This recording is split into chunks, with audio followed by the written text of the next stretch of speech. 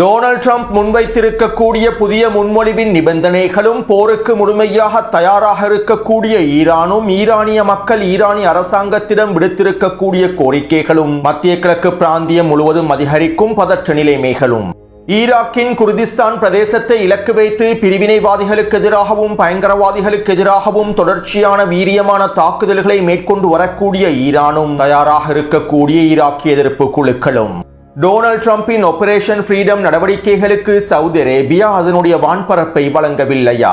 Qatar மற்றும் quite ஆகிய நாடுகளும் அவர்களுடைய வான்பரப்பை வழங்கவில்லையா? செங்கடல் பிரதேசத்தை நோக்கி நகரும் பிரான்சினுடைய போர்க்கப்பலும் இலக்கு வைக்கப்பட்ட பிரான்சினுடைய சரக்கு கப்பலும் பாரசீக வளைகுடா பிரதேசத்திலே சுட்டு வீழ்த்தப்பட்டிருக்கக்கூடிய ட்ரோன்களும் இஸ்ரேலி ஆக்கிரமிப்பு சிப்பாய்களை துரத்தி வேட்டையாடும் ஹிஸ்புல்லா இராணுவத்தின் ட்ரோன்களும் இஸ்ரேலி ஆக்கிரமிப்பு இராணுவத்திற்கு ஏற்படுத்தப்பட்டு வரக்கூடிய மிகப்பெரிய இழப்புகளும் ஈராக்கிய அரசாங்கத்திற்கு எதிராக டொனால்ட் ட்ரம்பின் நிர்வாகம் வழங்கி வரக்கூடிய உச்சக்கட்ட அழுத்தமும்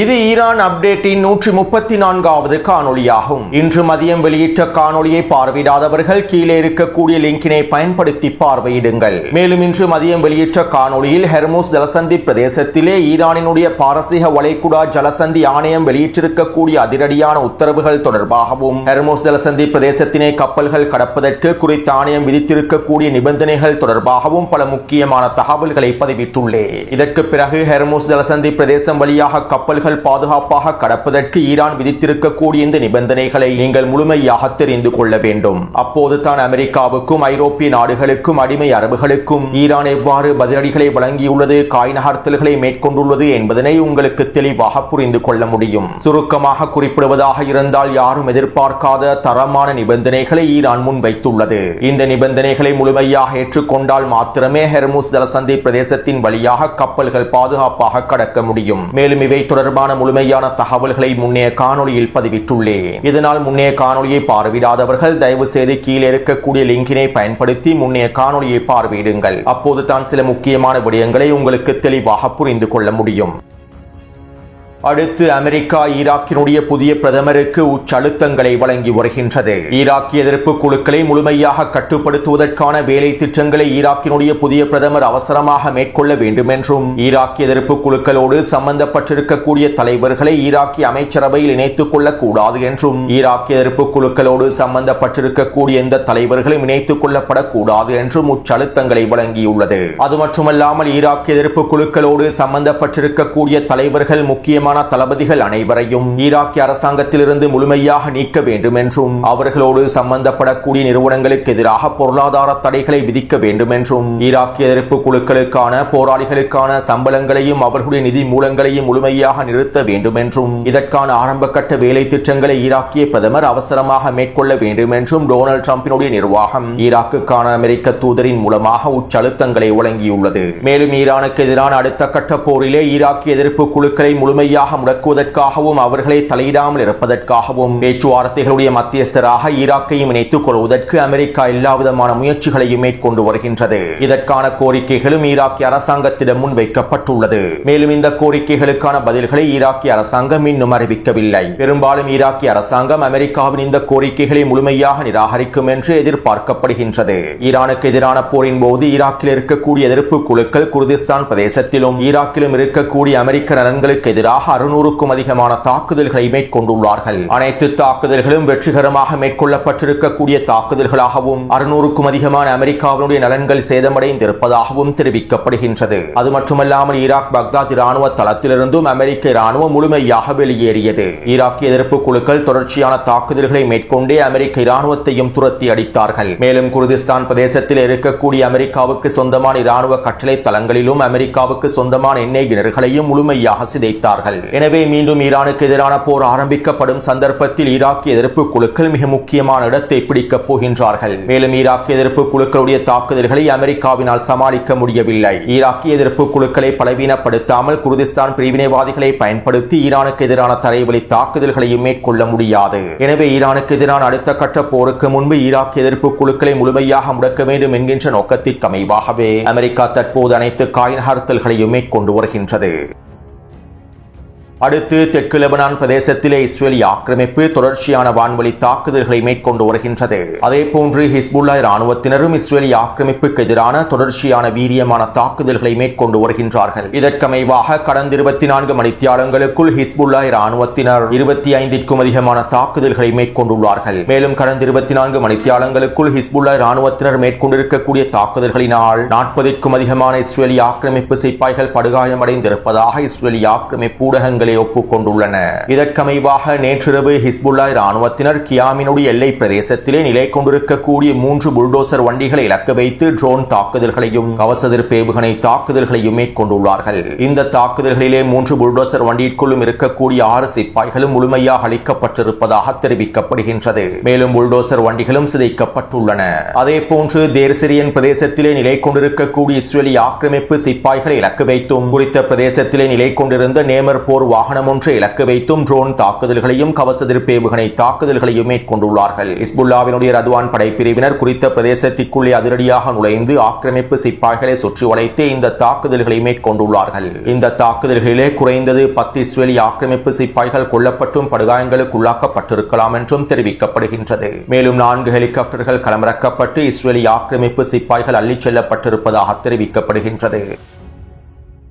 அதேபோன்று ஐட்ரா அல்ஷா பிரதேசத்திலும் ஐச்சரூன் பிரதேசத்திலும் நிலை கொண்டிருக்கக்கூடிய இஸ்ரேலிய ஆக்கிரமிப்பு சிப்பாய்களை இலக்கு வைத்து ட்ரோன் தாக்குதல்கள் மேற்கொள்ளப்பட்டுள்ளன. ஹிஸ்புல்லா இராணுவத்தினர் அதிகளவான ஃபைபர் ஆப்டிக் ட்ரோன்களை பயன்படுத்துவதனால் இஸ்ரேலிய ஆக்கிரமிப்பு சிப்பாய்கள் நிலை கொண்டிருக்கக்கூடிய பிரதேசங்களை இலக்கு வைத்து இலகுவாக தாக்குதல்களை மேற்கொள்கின்றார்கள். மேலும் இந்த ட்ரோன் தாக்குதல்களை தடுத்து நிறுத்த முடியாமல் இஸ்ரேலிய ஆக்கிரமிப்பு சிப்பாய்கள் தெரித்து ஓடுகின்றார்கள். குறித்த பிரதேசத்தில் இருக்கக்கூடிய கட்டிடங்களுக்குள் நுழைவதற்கும் இஸ்ரேலிய ஆக்கிரமிப்பு சிப்பாய்கள் பயப்படுகின்றார்கள். ஏனென்றால் கட்டிடங்கள் ஹிஸ்புல்லா இராணுவத்தினர் பல பொறிகளை வைக்கின்றார்கள். இதனால் மறைந்து கொள்வதற்கு இடமில்லாமல் போர் வாகனங்களுக்குள்ளேயே இருக்கின்றார்கள். மேலும் போர் வாகனங்களை இலக்கு வைத்து கவசதிர் பேவுகணை தாக்குதல்களை மேற்கொள்கின்றார்கள். இந்த தாக்குதலிலிருந்து தப்பிப்பதற்காக மறைவிடங்களை நோக்கி இஸ்ரேலிய ஆக்கிரமிப்பு சிப்பாய்கள் நகர்கின்றார்கள். மேலும் இந்த மறைவிடங்களையும் கண்காணித்து ஹிஸ்புல்லா இராணுவத்தினர் தாக்குதல்களை மேற்கொள்கின்றார்கள். இதனால் தற்போது தெற்கு லெபனானினுடைய பல பிரதேசங்களில் இஸ்ரேலிய ஆக்கிரமிப்பு இராணுவத்தினால் நிலை கொண்டிருக்க முடியாத நிலைமை ஏற்பட்டுள்ளது. பல பிரதேசங்களில் இருந்து இஸ்ரேலிய ஆக்கிரமிப்பு பின்வாங்கியுள்ளது. மேலும் சில பிரதேசங்களில் இரவு நேரங்களில் தங்கியிருப்பதனை இஸ்ரேலிய ஆக்கிரமிப்பு ராணுவம் தவிர்த்து கொண்டுள்ளது. அதாவது வான்வழி தாக்குதல்கள் மூலமாக இலக்கு வைக்கப்பட்டிருக்கக்கூடிய கிராமங்களுக்குள் 2 தொடக்கம் 5 மணித்தியாலங்கள் வரையிலேயே இஸ்ரேலிய ஆக்கிரமிப்பு ராணுவம் நிலைத்திருக்கின்றது. பின்பு குறித்த பகுதிகளில் இருந்து முழுமையாக வெளியேறிவிடுகின்றது. ஹிஸ்புல்லாவினுடைய ரத்வான் படைப்பிரிவினர் தியாக படைப்பிரிவினர் ஒன்றிணைந்து சுற்றி வளைத்து தாக்குதல்களை மேற்கொள்வதனால் என்ன செய்வதென்று தெரியாமல் இஸ்ரேலிய ஆக்கிரமிப்பு சிப்பாய்கள் இவ்வாறு ஒவ்வொரு நாளும் பின்வாங்கி வருகின்றது. அதேபோன்று காந்தாரா பிரதேசத்திலே இஸ்ரேலிய ஆக்கிரமிப்பின் 3 ஜீப் வண்டிகளை இலக்கு வைத்து ட்ரோன் தாக்குதல்கள் மேற்கொள்ளப்பட்டுள்ளன. இந்த 3 ஜீப் வண்டிகளுக்குள்ளும் கிட்டத்தட்ட 15க்கும் அதிகமான சிப்பாய்கள் இருந்ததாகவும் அவர்களில் அதிகமானோர் கொல்லப்பட்டு படுகாயங்களுக்கு உள்ளாக்கப்பட்டிருப்பதாகவும் தெரிவிக்கப்படுகின்றது. இதைத் தொடர்ந்து கஸ்ஸா பிரதேசத்திலே மெர்காவா போர்த்தங்கி வாகனம் ஒன்று இலக்கு வைத்து தாக்குதல்களை மேற்கொண்டுள்ளார்கள். குறித்த மெர்காவா போர்த்தங்கி வாகனம் முழுமையாக தீப்பற்றி எரிந்திருப்பதாகவும் தீக்கிரையாக்கப்பட்டிருப்பதாகவும் தெரிவிக்கப்படுகின்றது. மேலும் இவற்றை மீட்டெடுப்பதற்கு வருகை தந்து 2 கவச படைப்பிரிவுகளை இலக்கு வைத்தும் கவசதிர் பேவுகணை தாக்குதல்களை மேற்கொண்டுள்ளார்கள். இந்த தாக்குதலிலே மேலதிகமாக 2 மெர்காவா போர் தங்கி வாகனங்கள் இலக்கு வைக்கப்பட்டிருப்பதாகவும் ஒரு புல்டோசர் வண்டி அளிக்கப்பட்டிருப்பதாகவும் தெரிவிக்கப்படுகின்றது. அதேபோன்று இன்று அதிகாலை வேளையில் தெற்கு லெபனானினுடைய நக்கூரா பிரதேசத்திலே அமைந்திருக்கக்கூடிய மிகப்பெரிய நீச்சல் தடாகத்திற்கு அருகாமையில் 10க்கும் அதிகமான இஸ்ரேலிய ஆக்கிரமிப்பு சிப்பாய்கள் ஓய்வெடுத்துள்ளார்கள். இதிலே 2 கட்டளை தளபதிகளும் இருந்திருப்பதாக தெரிவிக்கப்படுகின்றது. மேலும் இந்த சந்தர்ப்பத்திலே ஹிஸ்புல்லா இராணுவத்தினர் கிட்டத்தட்ட 5 ட்ரோன்களை பயன்படுத்தி குறித்து நீச்சல் தடாகத்தை இலக்கு வைத்து தாக்குதல்களை மேற்கொண்டுள்ளார்கள். இந்த தாக்குதலிலே நீச்சல் தடாகத்திற்கு அருகாமையில் இருக்கக்கூடிய 10க்கும் அதிகமான சிப்பாய்களும் கட்டளை தளபதிகளும் மொத்தமாக அளிக்கப்பட்டிருப்பதாக தெரிவிக்கப்படுகின்றது. அத்தோடு இன்று காலை பயாதா பிரதேசத்திலே நிலை கொண்டிருக்கக்கூடிய 25க்கும் அதிகமான சிப்பாய்களை இலக்கு வைத்து ட்ரோன் தாக்குதல்களும் ஏவுகணை தாக்குதல்களும் மேற்கொள்ளப்பட்டுள்ளன. இந்த தாக்குதலானது குறித்த படைப்பிரிவு அருகாமையிலிருந்து மேற்கொள்ளப்பட்டிருப்பதாகவும் இந்த தாக்குதலினால் இஸ்ரேலிய ஆக்கிரமிப்பு படைகளுக்கு மிகப்பெரிய இழப்புகள் ஏற்படுத்தப்பட்டிருப்பதாகவும் தெரிவிக்கப்படுகின்றது. மேலும் குறித்த தாக்குதலினால் மாத்திரம் படுகாயமடைந்திருக்கக்கூடிய 15க்கும் அதிகமான சிப்பாய்கள் ஐஃபாவின் ரம்பம் வைத்தியசாலையில் அனுமதிக்கப்பட்டிருப்பதாக இஸ்ரேலிய ஆக்கிரமிப்பு வைத்தியசாலை வட்டாரங்கள் தெரிவிக்கின்றன. எனவே கடந்த 24 மணித்தியாலங்களுக்குள் ஹிஸ்புல்லா இராணுவத்தினர் மேற்கொண்டிருக்கக்கூடிய வீரியமான தாக்குதல்களினால் 15க்கும் அதிகமான போர் வாகனங்கள் அளிக்கப்பட்டுள்ளன. 50க்கும் அதிகமான இஸ்ரேலிய ஆக்கிரமிப்பு சிப்பாய்கள் கொல்லப்பட்டும் படுகாயங்களுக்கும் உள்ளாக்கப்பட்டுள்ளார்கள். அடுத்து பாரசீக வளைகுடா பிரதேசத்திலும் ஹெர்மோஸ் ஜலசந்தி பிரதேசத்திலும் ஈரானினுடைய வான் பாதுகாப்பு அமைப்புகள் முழுமையாக இயங்கி வருகின்றன. இதற்கமைவாக ஹெர்மோஸ் ஜலசந்தி பிரதேசத்திற்கு அருகாமையில் இருக்கக்கூடிய ஈரானிய தீவுகளை இலக்கு வைத்து சில ட்ரோன் தாக்குதல்கள் மேற்கொள்ளப்பட்டுள்ளன. மேலும் இந்த ட்ரோன்களை ஈரானிய வான் பாதுகாப்பு படை பிரிவினர் முழுமையாக சுட்டு வீழ்த்தியிருப்பதாக தெரிவிக்கப்படுகின்றது. மேலும் குறித்த பிரதேசத்திலே ஈரான் வான் பாதுகாப்பு பயிற்சிகளையும் தொடர்ச்சியாக மேற்கொண்டு வருவதாகவும் தெரிவிக்கப்படுகின்றது. அதேபோன்று நேற்று அதிகாலையில் ஹெர்மோஸ் ஜலசந்தி பிரதேசத்திலே ஈரான் சரக்கு கப்பல் ஒன்றை இலக்கு வைத்து தாக்குதல்களை மேற்கொண்டிருந்தது. குறித்த தாக்குதலுக்கு இலக்காக இருக்கக்கூடிய சரக்கு கப்பலானது பிரான்சுக்கு சொந்தமான சரக்கு கப்பலாகும். அமெரிக்காவின் முழுமையான ஆதரவோடு குறித்த சரக்கு கப்பல் பயணிப்பதற்கு முயற்சி செய்துள்ளது. டொனால்ட் ட்ரம்பின் ஆபரேஷன் ஃப்ரீடம் தாக்குதல் நடவடிக்கைகள் நிறுத்தப்படுவதற்கு ஒரு மணித்தியாலங்களுக்கு முன்பே குறித்த கப்பலானது ஈரானிய படைகளினால் இலக்கு வைக்கப்பட்டுள்ளது. இப்படியான நிலைமையில் இன்றைய தினம் பிரான்சினுடைய பாதுகாப்பு அமைச்சகம் சில அறிவிப்புகளை வெளியிட்டுள்ளது. அதாவது ஹெர்மோஸ் ஜலசந்தி பிரதேசத்தினை பாதுகாப்பதற்காகவும் ஹெர்மோஸ் ஜலசந்தி பிரதேசத்தினுடைய சுதந்திரமான போக்குவரத்தை உறுதிப்படுத்துவதற்காகவும் பிரான்ஸ் அதனிடம் இருக்கக்கூடிய ஒரே ஒரு போர்க்கப்பலை அனுப்பி வைத்திருப்பதாக தெரிவித்திருந்தது. பிரான்சிடம் இருக்கக்கூடிய ஒரே ஒரு விமானம் தாங்கி போர்க்கப்பலான FS சார்ல் டி கோல் என்கின்ற போர்க்கப்பலையே தற்போது அனுப்பி வைத்துள்ளார்கள். மேலும் இன்றைய தினம் குறித்த போர்க்கப்பலானது சுயஸ் கால்வாய் வழியாக செங்கடல் பிரதேசத்திற்குள் நுழைந்திருப்பதாகவும் தெரிவிக்கப்படுகின்றது. கடந்த வருட ஆரம்பத்தில் குறித்த போர்க்கப்பலானது யமன் ஹவுதிகளுக்கு எதிராக அமெரிக்காவோடு ஒன்றிணைந்து செங்கடல் பிரதேசத்தில் களமிறக்கப்பட்டது. மேலும் யமன் ஹவுதி ராணுவத்தினர் குறித்த போர்க்கப்பலை துரத்தி அடித்தார்கள். இப்படியான நிலைமையிலேயே தற்போது ஹெர்மோஸ் ஜலசந்தி பிரதேசத்தினை பாதுகாப்பதற்காக பிரான்சினுடைய போர்க்கப்பல் களமிறக்கப்பட்டுள்ளது. மேலும் ஈரானுக்கும் அமெரிக்காவுக்கும் இடையிலான போர் முழுமையாக நிறுத்தப்பட்டதற்கு பின்பே குறித்த போர்க்கப்பலானது ஹெர்மோஸ் ஜலசந்தி பிரதேசத்தை நோக்கி நகரும் என்றும் குறிப்பிடப்படுகின்றது. அடுத்து டொனால்ட் ட்ரம்ப் ஈரானுக்கு எதிரான ஆபரேஷன் ப்ராஜெக்ட் ஃப்ரீடம் தாக்குதல் நடவடிக்கைகளை அறிவித்ததும் குறித்த நடவடிக்கைகளுக்காக சவுதி அரேபியா அதனுடைய வான்பரப்பையும் இராணுவ தளங்களையும் பயன்படுத்துவதற்கான அனுமதியை இடைநிறுத்தியிருப்பதாக செய்திகள் வெளியாகி இருந்தன. நேற்றிரவிலிருந்து குறித்த செய்திகளை அமெரிக்க ஊடகங்கள் வெளியிட்டு வருகின்றன. அதாவது டொனால்ட் ட்ரம்ப் அறிவித்த ஆபரேஷன் ஃப்ரீடம் நடவடிக்கைகளுக்கு சவுதி அரேபியாவினுடைய வான்பரப்பை பயன்படுத்துவதற்கான அனுமதியை வழங்கவில்லை என்றும் இதைத் தொடர்ந்து கத்தாரும் குவைற்றும் அவர்களுடைய வான்பரப்பை வழங்குவதற்கு அனுமதிக்கவில்லை என்றும் இதன் விளைவாகவே டொனால்ட் ட்ரம்ப் குறித்த நடவடிக்கைகளை இடைநிறுத்துவதற்கு தீர்மானித்ததாகவும் அமெரிக்க ஊடகங்கள் பிரச்சாரங்களை மேற்கொண்டிருந்தன. மேலும் இவை தொடர்பாக ஈரானிய ஆய்வாளர்கள் இவ்வாறு தெரிவித்துள்ளார்கள். Donald Trump operation project freedom தாக்குதல் நடவடிக்கைகளை அறிவித்ததும் ஈரான் மத்திய கிழக்கு பிராந்தியத்தில் இருக்கக்கூடிய அனைத்து நாடுகளுக்கும் அவசர செய்தியை அனுப்பியது. இந்த நடவடிக்கைகளுக்காக நீங்கள் உங்களுடைய வான்பரப்பை அனுமதித்தால், உங்களுடைய நாடுகளில் இருக்கக்கூடிய அமெரிக்க தளங்களை பயன்படுத்துவதற்கு அனுமதித்தால் நாங்கள் வீரியமான தாக்குதல்களை பதிலடி தாக்குதல்களை மேற்கொள்வோம் என ஈரானிய இராணுவத்தினர் அதிரடி எச்சரிக்கைகளை அனுப்பி வைத்தார்கள். மேலும் இந்த எச்சரிக்கைகளை தொடர்ந்து ஐக்கிய அரபு அமீரகத்தை இலக்கு வைத்தும் தாக்குதல்களை மேற்கொண்டார்கள். ஃபுஜேரா துறைமுகத்தை இலக்கு வைத்து தாக்குதல் மேற்கொள்ளப்பட்டது. மேலும் ஈரான் ஒரு பொழுதும் அதனுடைய நிலைப்பாடுகளில் இருந்து பின்வாங்காது என்பதனை சவுதி அரேபியாவும் ஏனைய தலைவர்களும் தெளிவாக புரிந்து கொண்டுள்ளார்கள். இதையும் மீறி சவுதி அரேபியாவின் வான்பரப்பை அமெரிக்காவுக்கு பயன்படுத்துவதற்கு அனுமதியை வழங்கினால் ஐக்கிய அரபு அமீரகத்தை இலக்கு வைத்ததை போன்று சவுதி அரேபியா, கத்தார் மற்றும் குவைத்தை இலக்கு வைத்தும் தாக்குதல்கள் மேற்கொள்ளப்படும் என்பதனை குறித்த நாட்டின் தலைவர்கள் உணர்ந்து கொண்டார்கள். ஈரானிய தாக்குதல்களினால் சவுதி அரேபியாவின் பொருளாதாரம் மிகப்பெரிய சிக்கலுக்குள் தள்ளப்பட்டுள்ளது. கடந்த 4 மாதங்களுக்குள் மாத்திரம் சவுதி அரேபியாவினுடைய நிதி ஒதுக்கீடுகளில் 33.5 பில்லியன் டாலர்கள் நட்டம் ஏற்பட்டிருப்பதாகவும் இதற்கான நிதி ஒதுக்கீடுகளை சவுதி அரேபியா இழந்திருப்பதாகவும் தெரிவிக்கப்படுகின்றது. இதனால் சவுதி அரேபியா ஈரானினுடைய இன்னும் ஒரு தாக்குதலை கூட தாங்கிக் கொள்ளாது. சவுதி அரேபியாவினுடைய வான்பரப்பை வழங்கி ஈரானிடம் அடி வாங்கிக் கொள்வதற்கு சவுதி அரேபியா விரும்பவில்லை. இதன் விளைவாகவே சவுதி அரேபியா குறித்த திட்டத்திற்காக வான்பரப்பை பயன்படுத்துவதற்கான அனுமதியை இடைநிறுத்தியது. இது ஈரான் மீது அரபு நாடுகளுக்கு ஏற்பட்டிருக்கக்கூடிய பயத்தையும் ஈரானினுடைய புதிய சமன்பாடுகள் தரமான விளைவுகளை ஏற்படுத்தி வருகின்றது என்பதனையும் தற்போது உறுதிப்படுத்துகின்றது. மத்திய கிழக்கு பிராந்தியத்திலே ஈரான் விதித்திருக்கக்கூடிய சமன்பாடுகளை மீறுவதற்கு அரபு நாட்டு தலைவர்கள் பயப்படுகின்றார்கள். இதனை உறுதிப்படுத்தும் வகையிலேயே சவுதி அரேபியாவினுடைய கத்தார் மற்றும் குவைத்தினுடைய நடவடிக்கைகள் அமைந்துள்ளது என ஈரானிய ஆய்வாளர் குறிப்பிட்டுள்ளார். சுருக்கமாக குறிப்பிடுவதாக இருந்தால் அமெரிக்காவை ஏனும் சமாளித்து விட முடியும், ஆனால் ஈரானை சமாளிக்க முடியாது. ஈரானின் தாக்குதல்களை தடுத்து நிறுத்த முடியாது. ஈரானை பின்வாங்க செய்ய முடியாது. இதனால் ஈரானுக்கு பயந்து நடங்கும் அடிமை சவுதி அரேபியா அமெரிக்காவின் குறித்த நடவடிக்கைகளுக்காக வான்பரப்பை வழங்குவதை இடைநிறுத்தியுள்ளது. ஈரான் இஸ்லாமிய வல்லரசின் மீது இருக்கக்கூடிய பயத்தினாலேயே இந்த அடிமை அரபுகள் இவ்வாறான முடிவுகளை எடுப்பதற்கான சூழ்நிலைகளுக்கு தள்ளப்பட்டுள்ளார்கள் என்பதனையும் எங்களுக்கு தெளிவாக புரிந்து கொள்ள முடியும். அடுத்து கடந்த வாரம் ஈரான் முன்வைத்திருந்த முன்மொழிவுகள் தொடர்பாக அல் ஜசீரா ஊடகம் பல போலி பிரச்சாரங்களை முன்வைத்திருந்தது. அதேபோன்று தற்போதைய பேச்சுவார்த்தைகள் தொடர்பாக அமெரிக்காவினுடைய எக்ஸியோஸ் ஊடகமும் பல போலி பிரச்சாரங்களை முன்வைத்து வருகின்றது. இவை தொடர்பாக ஈரானிய அதிகாரிகள் ஃபர்ஸ்ட் நியூஸ் ஊடகத்திடம் இவ்வாறு தெரிவித்துள்ளார்கள். அமெரிக்காவுக்கும் ஈரானுக்கும் இடையிலான செய்திகள் பரிமாற்றம் தொடர்பாக எக்ஸியோஸ் ஊடகம் வெளியிட்டிருக்கக்கூடிய கருத்துக்களையும் தகவல்களையும் நாங்கள் முழுமையாக நிராகரிக்கின்றோம். குறித்த முன்மொழிவு தொடர்பான ஆய்வுகளை ஈரான் மேற்கொண்டு வருகின்றது. மேலும் குறித்த முன்மொழிவை ஏற்றுக்கொள்வதற்கான வாய்ப்புகள் அறவே இல்லை. மேலும் ஈரானோடு அமெரிக்கா ஒரு பக்க ஒப்பந்தத்தினை ஏற்றுவதற்கு தயாராக இருப்பதாகவும் ஈரானுக்கும் அமெரிக்காவுக்கும் இடையில் ஒப்பந்தம் எட்டப்படுவதற்கான வாய்ப்புகள் அருகாமையில் இருப்பதாகவும் எக்ஸியோஸ் ஊடகம் செய்திகளில் குறிப்பிட்டுள்ளது. எக்ஸியோஸ் ஊடகம் பெரும்பாலும் அமெரிக்க ஆக்கிரமிப்பாளர்களுடைய விருப்பத்தினையும் அவர்களுடைய மாயைகளையும் செய்திகளாக வெளியிடும் பண்புகளையே கொண்டுள்ளது. டொனால்ட் ட்ரம்பினுடைய நிர்வாகம் மேற்கொள்ளக்கூடிய பிரச்சாரங்களுக்கு முழுமையான ஆதரவை வழங்கும் நோக்கத்தோடே குறித்த ஊடகங்கள் இவ்வாறான போலி பிரச்சாரங்களை மேற்கொள்கின்றன.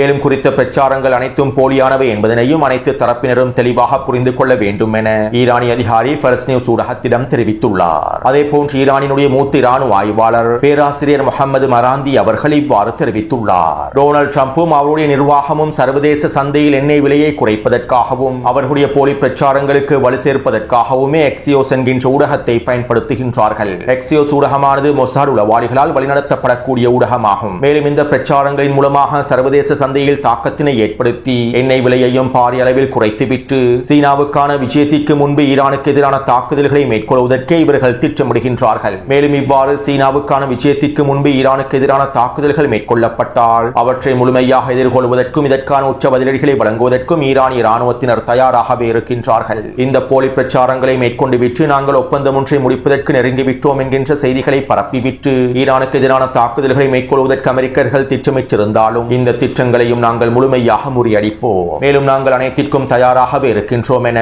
பேராசிரியர் முகமது மராந்தி அவர்கள் தெரிவித்துள்ளார்.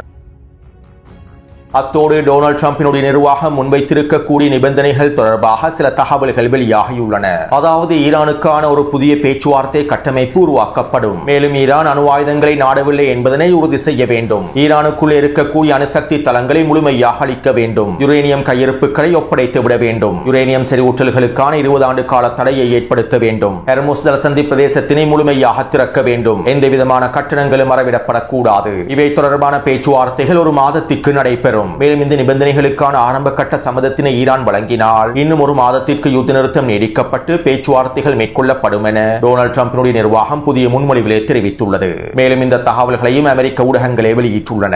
இப்படியான நிலைமையில் ஈரானிய உச்ச தலைவரின் ஆலோசகர் மொஹசன் ரெசாய் அவர்கள் இவ்வாறு தெரிவித்துள்ளார். ஈரான் ஒரு மந்தமான தேசம் என்றும் ஈரான் அச்சுறுத்தல்களுக்கு மத்தியில் பொருளாதார உச்ச அழுத்தங்களுக்கு மத்தியில் ஈரான் அனைத்து விதமான நிபந்தனைகளை ஏற்றுக்கொள்ளும் என்றும் முட்டாள் அமெரிக்கர்கள் நினைக்கின்றார்கள். ஈரானிய மக்கள் இது போன்ற நிபந்தனைகளை ஒரு பொழுதும் ஏற்றுக்கொள்ள மாட்டார்கள். சரணடைதல் என்கின்ற வார்த்தைக்கு எங்களுடைய அகராதியில் இடமில்லை. மனநிலை சரியில்லாத ஒழுக்கக்கேடான அமெரிக்க ஜனாதிபதியினால் மாத்திரமே இவ்வாறான கற்பனைகளை மேற்கொள்ள முடியும். மேலும் இந்த மாயைகள் களத்தில் ஒரு பொழுதும் நடைமுறைப்படுத்தப்பட போவதில்லை என ஈரானிய உச்ச தலைவருடைய ஆலோசகர் மொஹசன் ரெசாய் அவர்கள் தெரிவித்துள்ளார்.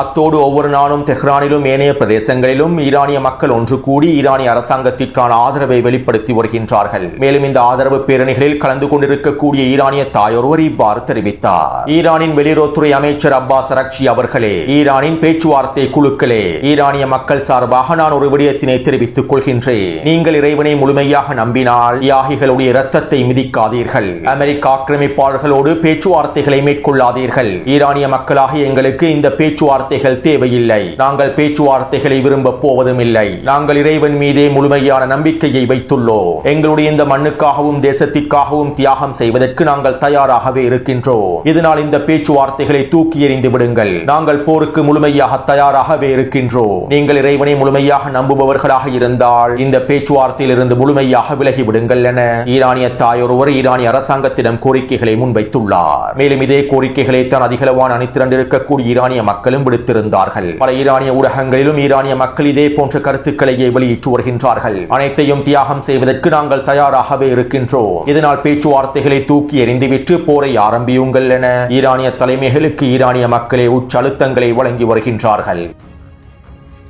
அத்தோடு கடந்த 3 நாட்களாக ஈரான் குர்திஸ்தான் பிரதேசத்தை இலக்கு வைத்து தொடர்ச்சியான ஏவுகணை தாக்குதல்களையும் ட்ரோன் தாக்குதல்களையும் மேற்கொண்டு வருகின்றது. குர்திஸ்தான் பிரதேசத்தில் இருக்கக்கூடிய 50க்கும் அதிகமான பிரிவினைவாதிகளும் அவர்களுடைய தளங்களும் முழுமையாக அளிக்கப்பட்டிருப்பதாக தெரிவிக்கப்படுகின்றது. அதேபோன்று ஈராக்கிய எதிர்ப்பு குழுக்களும் முழுமையாக தயாராக இருப்பதாக அறிவித்துள்ளார்கள். மீண்டும் போர் ஆரம்பிக்கப்பட்டதும் உச்சகட்ட தாக்குதல்களை மேற்கொள்வதற்கும் புதிய சமன்பாடுகளை விதிப்பதற்கும் தயாராக இருப்பதாக அறிவித்துள்ளார்கள். எனவே களத்தில் எவ்வாறான மாற்றங்கள் ஏற்படுகின்றது என்பதனை நாங்கள் பொறுத்திருந்து பார்ப்போம்.